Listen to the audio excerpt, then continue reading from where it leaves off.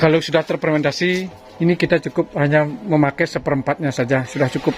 Nah, itulah kehebatan dari pupuk kompos plus ini. Tetapi kalau kita memakai bakteri probiotik dan agen hayati serta jamur mikorrhiza, jadi kekuatannya bisa 4 kali lipat dari pupuk aslinya. Itulah istimewa dari pupuk kompos plus ini.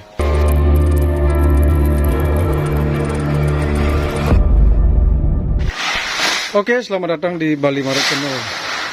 Pada kesempatan ini saya ingin berbagi tutorial cara pembuatan pupuk kompos plus. Nah, ini pada fase pemupukan yang kedua. Adapun bahan-bahannya adalah sebagai berikut. Dalam komposisi 1 ton pupuk, jadi kita mempersiapkan 500 kg pupuk organik yang sudah terfermentasi, baik dari limbah kotoran hewan ataupun limbah organik dari tumbuh-tumbuhan. Itu kita persiapkan 500 kg. Dan yang kedua, kita persiapkan selanjutnya untuk pupuk jenis yang kedua, itu kita pakai pupuk organik atau petroorganik. Itu kita siapkan 250 kg. Dan selanjutnya kita bisa memakai pupuk dari Caping Tani, pupuk NPK. Ini harganya lebih murah dari ketimbang Mutiara. Itu kita memakai 100 kg. Jadi kita memakai 500 kg pupuk organik yang sudah terfermentasi, 250 kg pupuk petroorganik, jadi baru 750 kg. Itu kita tambah juga pupuk NPK dari Caping Tani, ini 100 kg, jadi totalnya sudah 850 kg. Dan biar genap 1 ton kita memakai kapur dolomit. Jadi kita memakai kapur dolomit itu sejumlah 100, dolomitnya kita memakai 150 kg. Jadi totalnya semua adalah 1 ton.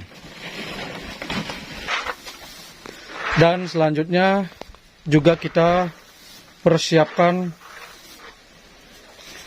pupuk tambahan sebagai nutrisi ampuh untuk pembesaran umbi dan penguatan batang pada tanaman porang, yaitu Anda bisa tambahkan KNO3 itu 3 bungkus atau 6 kg, dan juga Anda bisa tambahkan MKP itu sejumlah 3 bungkus atau 3 kg. Karena ini di unsur dari MKP ini unsur P dan K, jadi baik untuk mempercepat pertumbuhan umbi porang.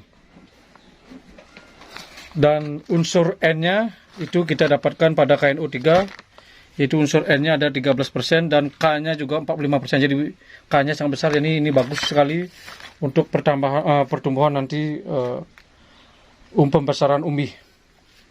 Nah, setelah bahan-bahan ini kita sudah siap, ada sebuah rahasia untuk sebagai fermentasi untuk pupuk organik dan pupuk kimia ini adalah, kalau saya memakai membuat POC fermentasi sendiri. Ini sejumlah 5 liter yang sudah mengandung bakteri probiotik, agen hayati dan mikorrhiza sudah lengkap di sini. Bakteri-bakteri baik sudah lengkap di sini. Dan juga kita siapkan 4 liter molase. Kita siapkan 4 liter molase. Jadi saat fermentasinya kita campur dalam air dan juga molasenya. Jadi untuk 1 ton kita siapkan molase 4-5 liter, dan juga bakteri sebagai fermentasinya itu siapkan kita 5 liter yang mengandung probiotik dan agen hayati dan jamur mikorrhiza. Nah, setelah itu kita aduk rata seperti ini. Kalau baiknya sih pakai sprayer biar lebih merata. Jadi Anda bisa memakai sprayer. Kebetulan kita di lahan tadi agak kelupaan, jadi kita langsung aja aplikasikan pakai ember, nggak apa-apa. Kalau baiknya bisa pakai sprayer.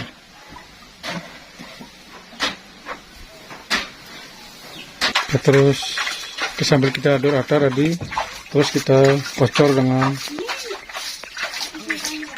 bakteri untuk memfermentasi bahan-bahan ini. Kita campurkan secara rata.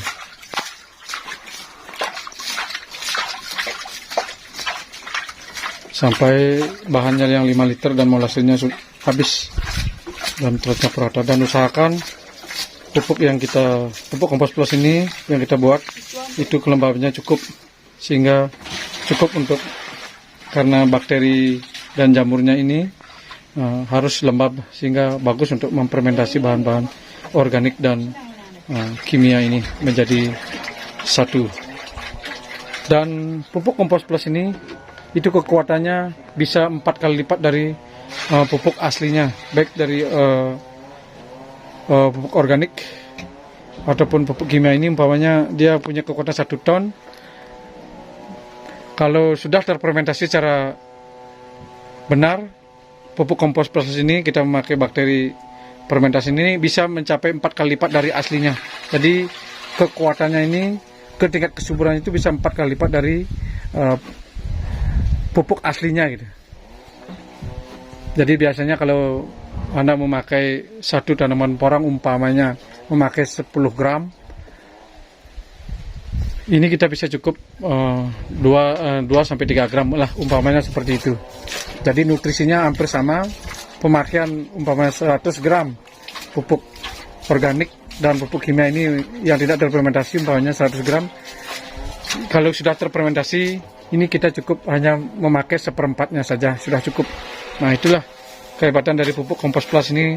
Tetapi kalau kita memakai bakteri probiotik dan agen hayati serta jamur mikorrhiza, jadi kekuatannya bisa 4 kali lipat dari pupuk aslinya. Itulah istimewa dari pupuk kompos plus ini. Oke, selanjutnya kita tutup dengan terpal. Kita tutup dengan terpal selama 3 hari minimal. Ya, minimal 3 hari, tapi langkah baiknya kita bisa fermentasi selama 10 hari. Kenapa 3 hari? Kenapa enggak 21 hari? Karena kan kita sudah, pupuk kompos plus ini sudah memakai media yang sudah, pupuk organik yang sudah terfermentasi selama 21 hari. Itu sebagai media awal, sehingga di sini cukup untuk memfermentasi selama 3 hari. Tapi alangkah bagusnya adalah 7-10 hari.